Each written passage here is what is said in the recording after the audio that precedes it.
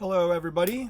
We are going to go over the Google Calendar and why it's such a great tool that you should be using in your business. So, there's a lot to go over, and I'm going to take it piece by piece. And hopefully, at the end of this presentation, you will understand how to use Google Calendar, be able to make it work for your business, and make your scheduling needs and life significantly easier. So, as you can see, this calendar has a lot on it already. This is the week of October 13th through the 19th. And I like to look at the view in 1 week increments. There are other views you can look at as well. Up here is a button. You can click on it. You can look at just today. You can look at the month. And you can look at the year. And then there's other options too. So I just like to look at the current week because it's a little bit easier to for me to be able to work on scheduling needs. Now, when I review this calendar with my employees, what I like to do is I like to do it at the beginning of the week, and which would be Monday usually. Our week is from Sunday to Saturday, but we've already, like with all the employees, we usually go over this stuff on Mondays. And what we're going to do is we're going to look at every job that's coming up, and we're going to make sure that we have the appropriate staffing for the job, that the expectations of what needs to happen on that job are available to everybody, and all the information that we need for the job, that it's on the job itself, or we make notes and then we go and hunt down the additional information. Now, I will look at the entire week that we are in, and then I like to go 1 week into the future, and we go ahead and look at this week as well. Knowing that there might be some changes that pop up in the decor industry, there's always people booking stuff last minute. However, we've at least looked at the jobs that are on the books, the ones that we know are for certain, and we have an idea about those that are probable jobs that we need to be attentive to. Sometimes, depending on how crazy things are, I'll go 1 more week and just see, is it something we need to look at? And this is a prime example. No, there's really not much happening on this week other than Balloon Boss Summit 2024 Move-In Day, where we're going to be moving in a bunch of stuff for the summit that's coming up, which at the time you're watching this, the summit that you've already got to participate in. So I'm very excited about that, and hopefully you guys are learning a lot from Summit, and hopefully this video helps you learn even more. So we will start back at, I'm going to pretend like it's next week. So we're going to start here. Now, you may notice there's a lot of different colors on this calendar, and the way that I divvy up my calendars, there's a few different ways. There's a company that I bought called Balloons by Renee. And her jobs, we have one right here today. The jobs that come from that particular part of the company, I have in red because it's a new purchase for me. I've only owned it for a month and a half. And for a while, I want to know which jobs are because of this company that I bought. In that same fashion, there's another company I bought many years ago called Balloons on the Run. And theirs is a darker maroon color. The Balloons by Renee jobs gets done by our crew. The Balloons on the Run, actually their jobs get done by the owners of that company who sold it to me. So the former owners. And this is their schedule. Because they're working independently of me, I really don't mess with their stuff too much unless they want me to look at a job to help them with it, or unless they want us to just do the job itself. But I keep these calendars separated because I want to know how much action's happening in some of these businesses that I've purchased. Now, I also have, we'll come back to the employee items. I book entertainers sometimes, and I have an entertainment calendar. An example of that one would be last weekend. We had a job for booking a balloon artist. The weekend... a couple weekends before that, we had some Disney gigs booking a handful of entertainers. So we do need an entertainment calendar. My decorating team, they don't need to even have access to that calendar, so I didn't give it to them. Now, I work out of a shop in Lakeland. we have a Lakeland Market calendar, and that is going to be most of the ones that you're going to see because our crew does most of the work. Then we have an Orlando Market, which is jobs that are specifically in Orlando. And currently, we do have some work that's getting done in Orlando by a specific group of our company. Now, we as a company out of Lakeland, we still go to Orlando. Like this job here, Low Sapphire Falls, this is at Universal in Orlando. We still do it, but so these calendars, the Lakeland, the Orlando Market, and even the Tampa Market, those are more about which team is doing the job more than they are where the job is located. However, this is your calendar, so you can set this up for your business any way that you like. My recommendation would be if you're running more than one team, I could have titled this instead of Lakeland Market, I could have titled this the A Squad. Orlando Market, B team, whatever. You can give them fun names, whatever you want on these calendars. But you could separate them by who's actually doing the job, or you can separate them by location. If you're just doing every job yourself, you could have them separated by location, which might be an interesting thing to kind of track and see where's the majority of your work coming from. It would be really easy to do if you have these separated by location. Now, there's a couple other calendars I want to talk about. We have a pending calendar for Orlando, which is this light purple color. And then the darker purple is the booked Orlando Market. So I like to have the pending calendars to be a lighter version of the final one, just so that it keeps it in my mind what we're working with. So another example, next week, this job is a darker blue. This is our pending calendar. This job is a brighter blue. For us, that's the active Lakeland Market book jobs. So you can have pending calendars so that you can kind of get an idea what is already in the works.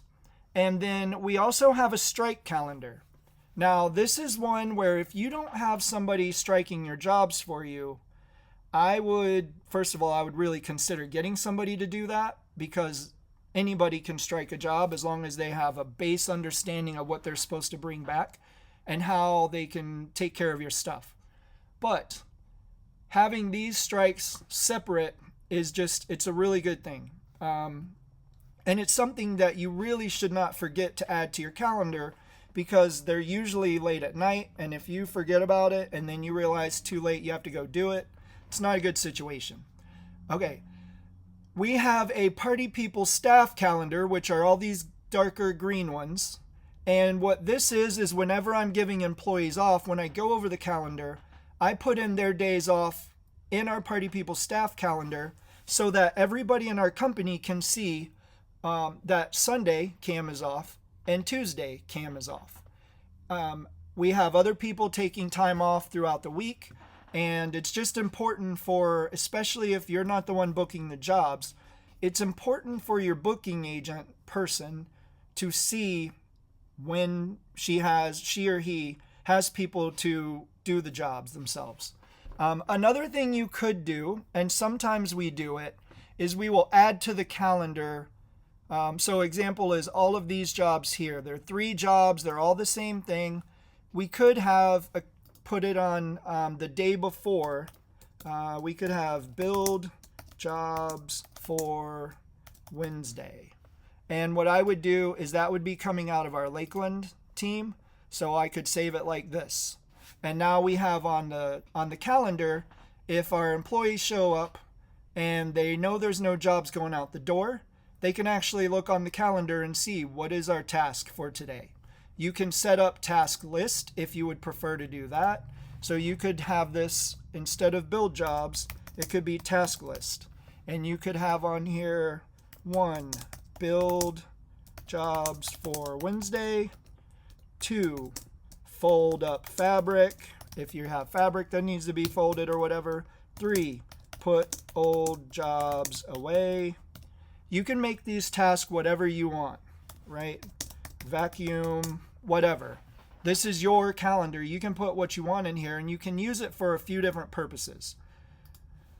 So that's kind of a lot of it. Now, the last calendar I'm going to talk about is one that only you as the owner, or if you have somebody managing your company working for you, then there's an employee items calendar. So I will show you. I'm going to turn off all these other calendars so I can find the last time I've used one of these employee items. And I'm going to look for the month.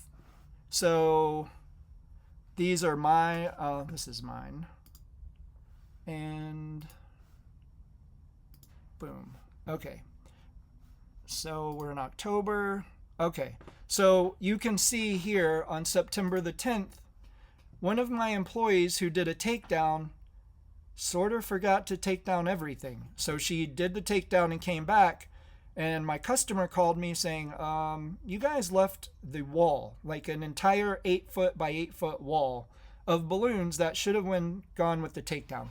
So I just made a note for myself in this calendar so that I can be aware whenever I'm going to do like a review of Hannah or a quarterly review or anything that I want to know about. I just make these little notes. Like on the 26th of August, Blake called out after he should have already been here. On the 9th, the same guy also called out last minute. So if I was doing a review with this guy, I would be able to tell, like, okay, we're having issues with this guy showing up. He's leaving us hanging high and dry a couple times. It's not a good scenario. So you can use it for that, but I don't give that access to that calendar to anybody else other than myself, because I just need to know. It's basically you keeping a record of all that's been going on with employees that might concern how you're going to handle things in the future. If I ever needed to talk to that person who called out a couple times, if I don't have that information written down, it could be very easy to say, I feel like you just call out a lot and I don't have specific details to grab onto. And it's a feeling now. And I'm wondering, well, how many times did it actually happen? Well, I know it happened twice in 1 month because I had it written down. So that's a calendar I would highly advise you to keep track of.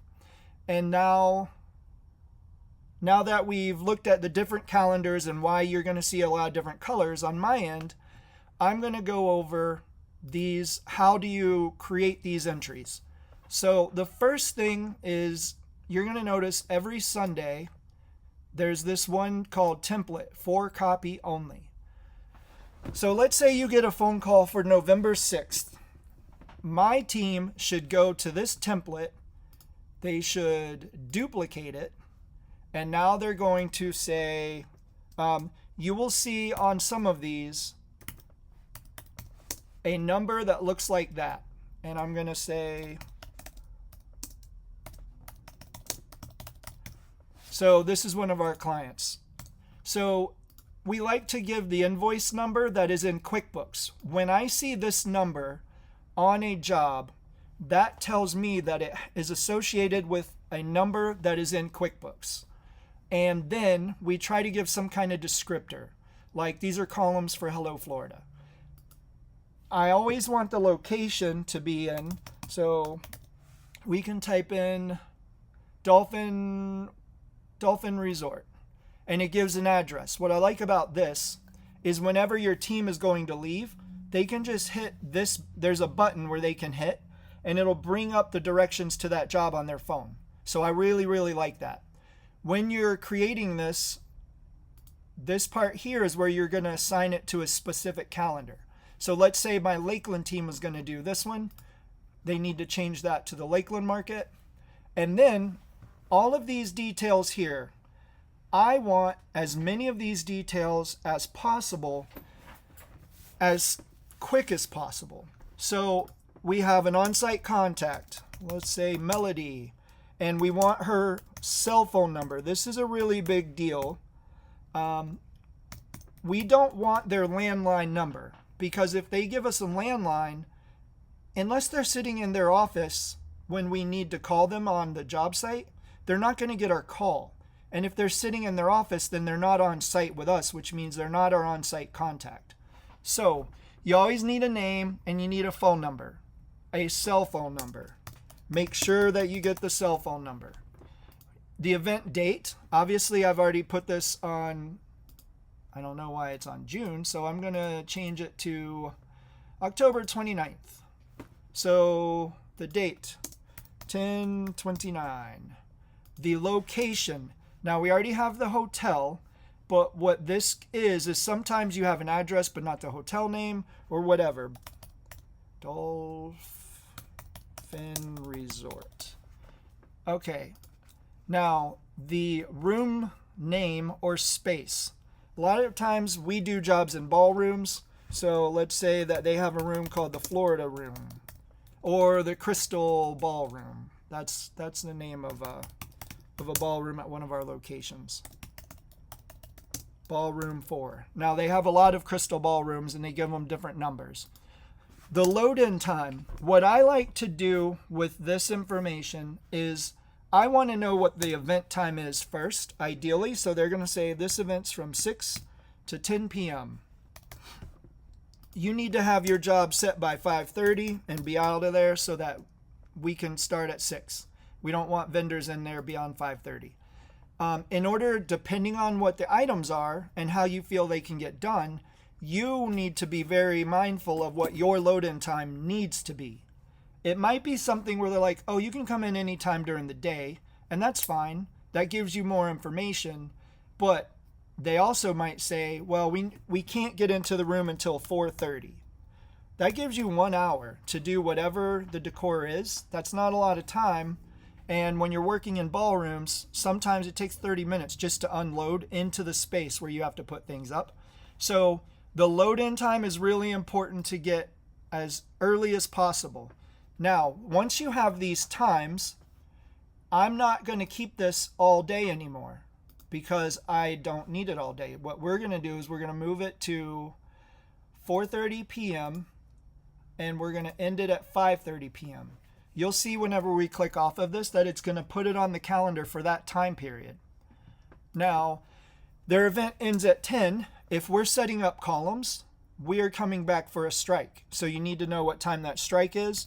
They could say 10 p.m. is when you can come get it. Party's over, everybody's leaving. They might say, let's give them a chance to get out of the room, so 10:30. Is this outside? You really need to know this information because if it's outside, you're probably going to need to build your designs a little different when it comes to framing and bases. So that's a really important piece of information to have. High float. Yes or no? Let's just say these are columns, so they're going to say no. If it's ever a yes, I want yes all capital because I don't want a chance to miss that because it's a big difference. And then if you high float something and then you get a call at 5 a.m. the next morning, hey, all your balloons fell. Now you got to go. That's the start to a bad day. Special instructions. So we have a client who will say, do not wear your company shirts. Wear a solid black polo. Or they can say, let's say that this one only gives you an hour of time and you need more time. So special instructions. We can stage decor in Crystal Ballroom 3 until 4:30.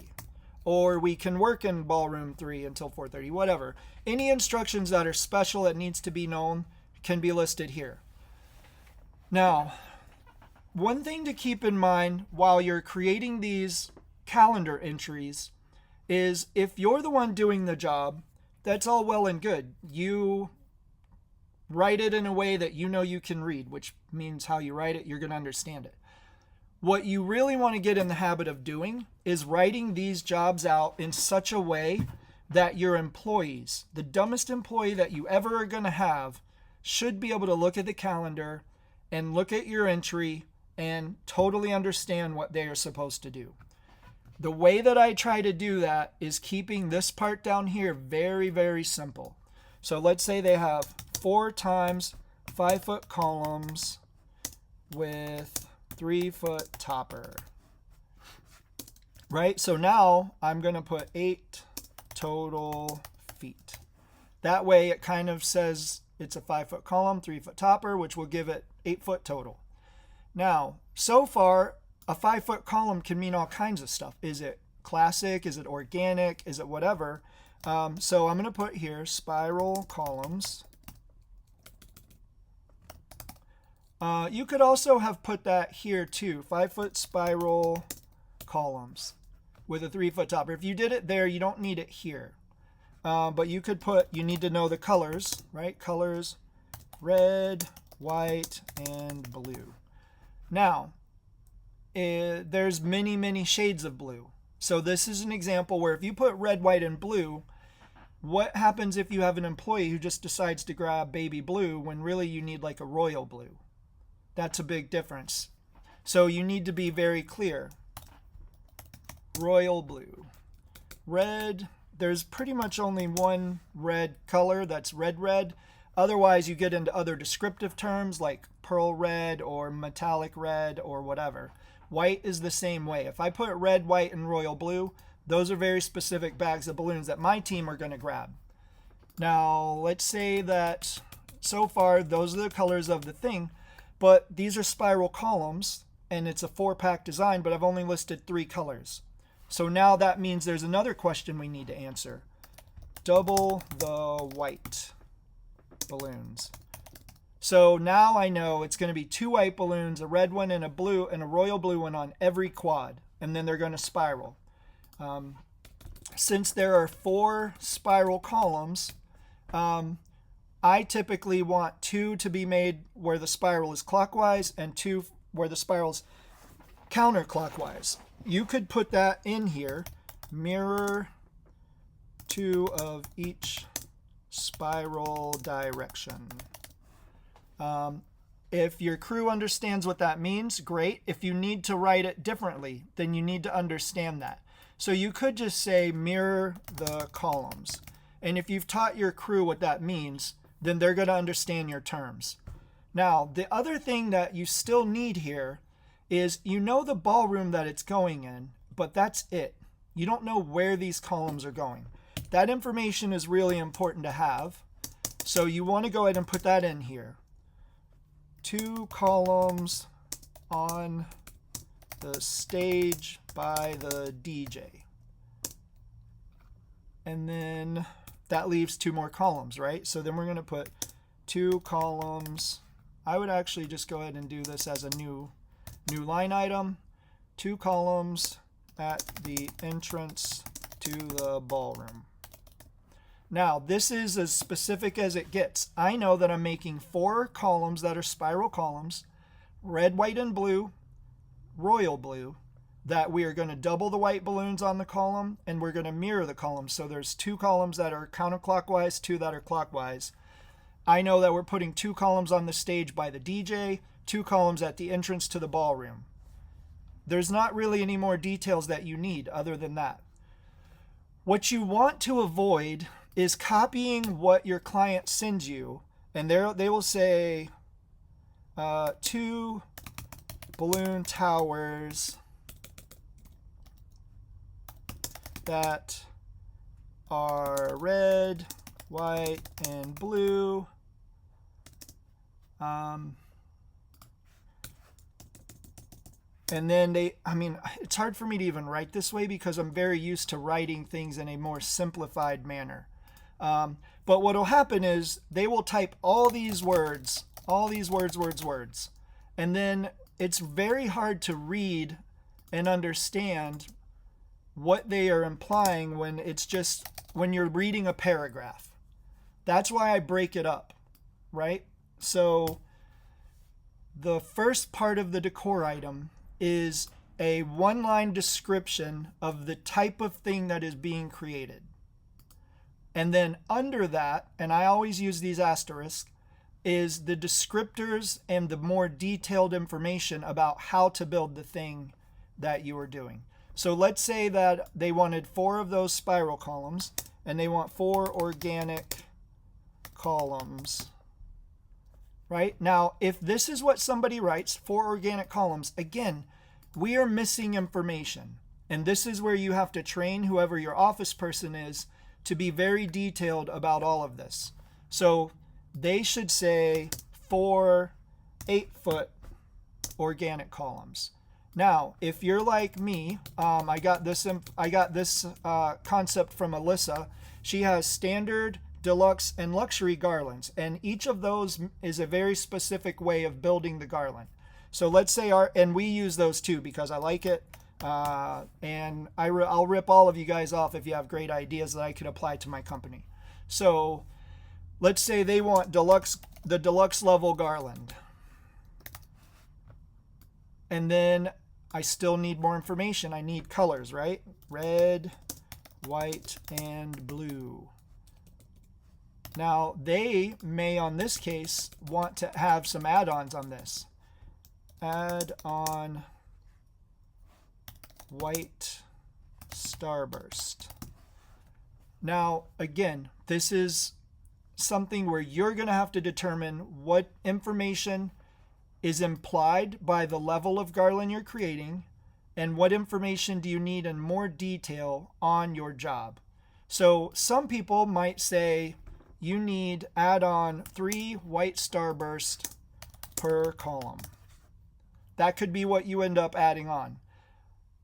Others could say if I'm doing a deluxe garland, then it's already implied that if they have foil balloons added on, there's a recipe for a deluxe garland that includes how many foil balloons are going to take the place. So that information on my team is already implied when they read that top line that it's a deluxe garland. If you want to be more specific or you feel like you need to, then go ahead and do that. One thing you're going to have to do when you are communicating with your office team, if it's not you, or if you're the office person and you're communicating with your prep team and your delivery team, you're going to have to speak the same language. And that can be something that's a little bit challenging when you read a job and you're scratching your head about what it means because either it's missing details or you're just not following the way that they're writing it. And then what has to happen is you need to make a call to whoever wrote it or to your crew when they don't understand it, and you need to explain it and come up with terms that mean something to both you and them. Teach them to understand the language that you need them to understand in order for all of this to work. Now, we're still missing information on these organic columns, right? We have exactly how to make them. We have the level of garland, we have the colors, and we have foil add-ons, but we don't know where they're going to go. So what you're going to want is columns to be flanking the entrance on the inside of the ballroom. Right? Now, that could also still mean a few different things because it depends on who's doing it. That could mean so if your crew is like, okay, so we're going to do 2 of these spiral columns outside of the entrance. On the inside, we have 2 organic columns, and then they said flanking. So I guess on the outside of those, we're going to put 1 more column on each side, up against the wall, so to speak. So, but what I really would want that to mean, what I want this to mean, is you walk through the door, there's 2 organic columns, 1 on the left, 1 on the right, and then if you take a few more steps, there's another one. So it's almost creating like a little mini tunnel without a ceiling. So that is the kind of thing where you're going to have to be specific and figure out how to communicate that or to receive that communication from your team. So you could put columns to be flanking the entrance inside the ballroom.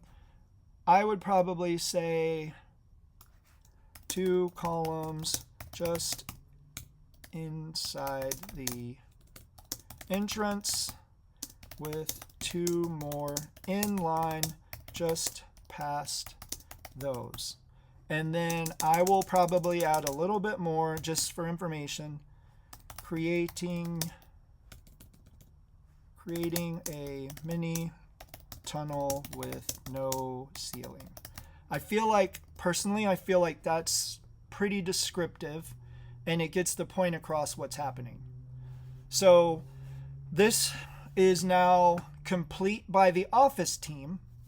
And when I look at these jobs and I see,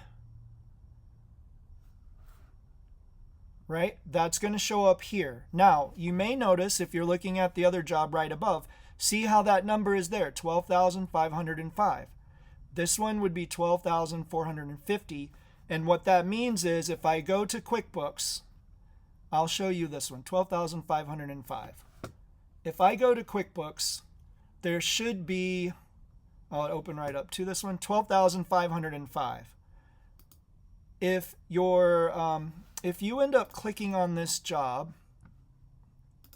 maybe there's something on the job. Let's go back to the calendar.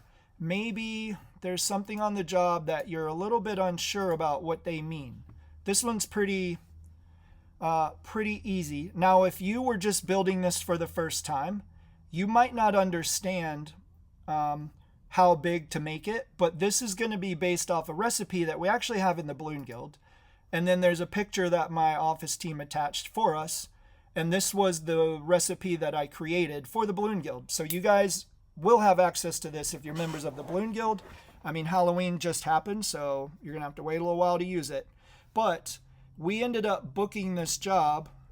And if I was wondering any information about it, I could come as the owner. I would not do this with my employees, but as an owner or an office, my office team would. And I would look, what did we charge for this? Oh, $750. That's pretty sweet. So this is a good job, right? It's like $1,000 job to build one giant pumpkin that's going to look like that when it's finished.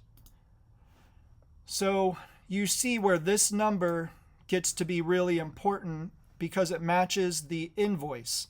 So if we had a job with, and they wrote instead of 8-foot organic columns, if they just put 4 times organic columns, I can go look at the invoice because I have the number and I can see what we charge them for it, which will tell me personally what size they wanted because it'll be listed on the invoice. Now, you may notice there is one additional piece of information on this title, and it is this number right here. What this number represents for us is this number represents a couple things. It represents the number of the folder that this job is going to be printed and put inside of. Edit reoccurring. Oh, you know what? It's saying it's a reoccurring one because I copied a reoccurring one. So if you have the template like I had and it's reoccurring every Sunday, you will need to change this so it doesn't repeat. Okay, so now you see that folder number's there. What this means is I have a physical folder with the number 4 on top of it. And I will print this job out, which is as easy as going here, clicking this, following the instructions for your printer. Make sure that you get both sides if it needs more than one. And then I put this job in the folder. I will also grab a packing list, which I will share with you guys. It's also another piece of information that you have access to. And that packing list will be a part of this. The other thing that number signifies is to my office team.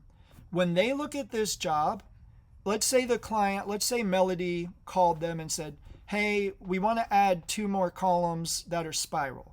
So my office team's like, oh, okay, no problem. Great. So now it's 6 instead of 4.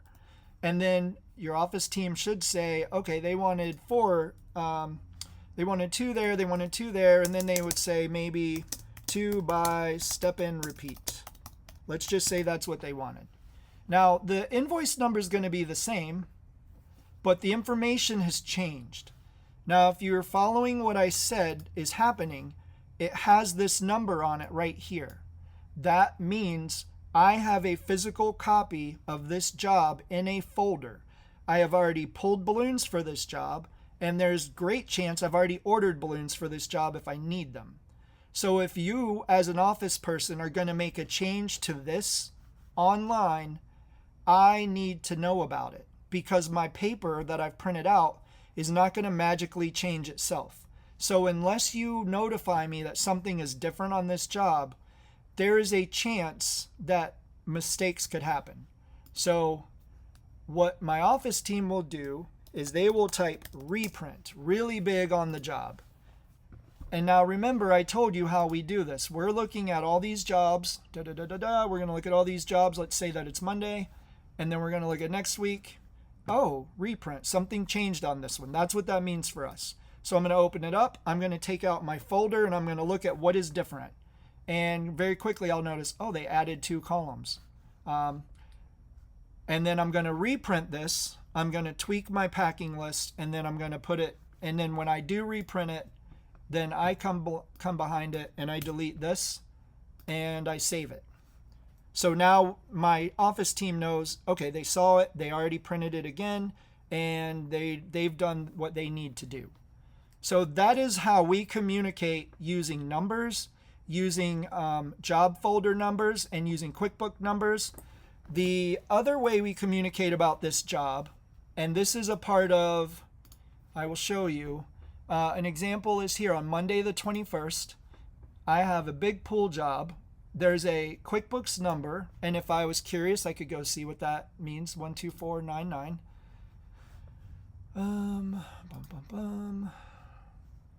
Search for it, 12499. Okay, another great job. So if I wanted to, I could come here and I could say helium-filled balloons weighted in the pool. The colors are metallic silver and clear plastic. Okay, we charge $20 a piece for that. Oh, sorry. They wanted 20 balloons. We charge $69 a piece for that. That makes more sense. And then air-filled, same thing. There's 20 of them total. We charge $36. This is a really far way away from us, so we had to charge a lot of money for delivery. But again, I can look at this and get details that maybe if my office team was a little bit careless to put in here, I can get them from the invoice as the owner. There is the address, and your team can click on this right here, and it will give them a map on their phone that they can pull up and have directions right away. I see that there's an on-site contact with a cell number, the date, the venue, the location is the pool. We can load in at 2:30. We can't get in the pool until 4, but we have to be set by 5:30. Now you notice this is a little bit of extra information that wasn't on my template, but it's important for us to have. Their time is from 6 to 9 p.m. Now, the event time is really, really, really important. Even if you know what time you're striking the job and you know what time you have to be set by, knowing their event time is a big deal.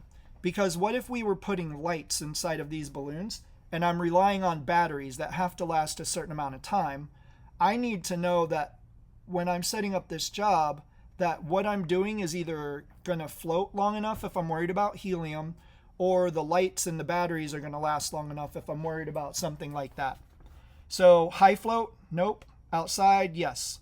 Special, we can stage early and have balloons sitting around outside of the pool and cabana area. And then you see the decor. It's a pool package. There's 40 total balloons. Colors are metallic silver, clear plastic.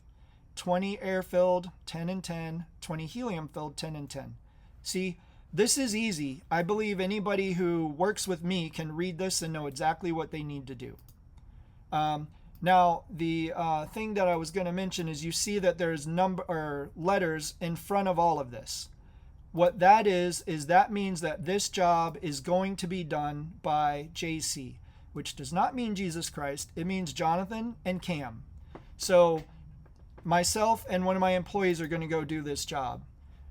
This job here doesn't have a folder, nor does it have initials, which means if my office team sees this, they're going to say, wow, they haven't even pulled for this job yet. They haven't looked at this job. I probably need to call them and let them know because this job is tomorrow. The reason we don't have that information on here is because this job just finished getting put in the system last night, and I need to work through this today. I need to add a folder to it, and then I need to add the initials of who's going to do the job. So that's what the initials mean. We try to put them, I'll show you, we put them as much as we can. Cam and Jonathan, Jonathan and Shelly, Jonathan and Cam, Jonathan and Shelly, Jonathan and Cam, right? So we try to add these initials so that everybody knows who's going to do the job. So instead of my office person calling everybody, asking them who's doing it or giving them details, they can just contact the people specifically on it. So that is how you create a calendar entry. One thing you want to be careful of is accidental click and drop, but then it comes up here. You can hit this undo button and undo it. If you delete an event, you could actually undo it if you're quick enough. Another place you can go is this cogwheel at the top. Go to trash, and then you have to go to the specific calendar that you're looking for. But you can see that this calendar entry is here in the trash because I deleted it. But if you need to get it back, you can just hit this button and it'll put it right back on the calendar. That's everything I think that you need for the calendar. The last thing I'm going to say is kind of the first thing that I said, and it is we go over the calendar 2 weeks at a time. So on Monday, we went over this entire week that's coming to an end, and we went over this week that's coming up. Now on the next Monday, here on this Monday, we're going to go over this week again. Even though we've already gone over it last week, there's a lot of things that have changed on this calendar already. Like every one of these jobs that does not have a folder number, that means it's a new job for us that wasn't there a few days ago. And we have a lot to do to make this work. But we are also going to go over the week afterwards. And then what that means is the week after on Monday, we're going to go over the same week again because it's closer, it's more important, maybe things have changed. We just need to make sure everybody's still on the same page. And then we're going to go over the week after that. So you should know how to use your calendars in a way that's going to provide organization for your team. If you're going to create a calendar, you just create right here. This button will do it. Actually, that will not do it. So right down here, add other calendars. So you can create a new calendar. This is how you create an entry, is this button here. We've talked about how good having a template is and being very specific and organized with your information, making sure that you and your team are speaking the same language, and having the details that are very, very important for each and every job. And we've talked about the title of the job being important, that it has several pieces of information. One piece is the invoice number from whatever system that you're using for invoicing. Another piece of information is the folder number that matches your folder inside of your physical location. Another piece of information are initials with the people who are doing the job. And then there's a small descriptor of what this job is, which makes it easier to refer to and easier to find. So I believe this is the best. We've been doing the Google Calendar for a long time, and it's one of the best things that we have done to keep our jobs organized and under control.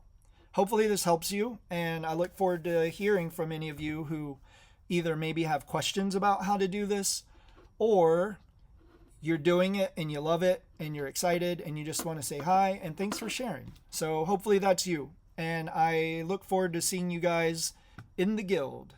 So have a good day. Join the Balloon Guild community for access to a growing library of balloon decor recipes, exclusive templates, webinars, and direct support from experts.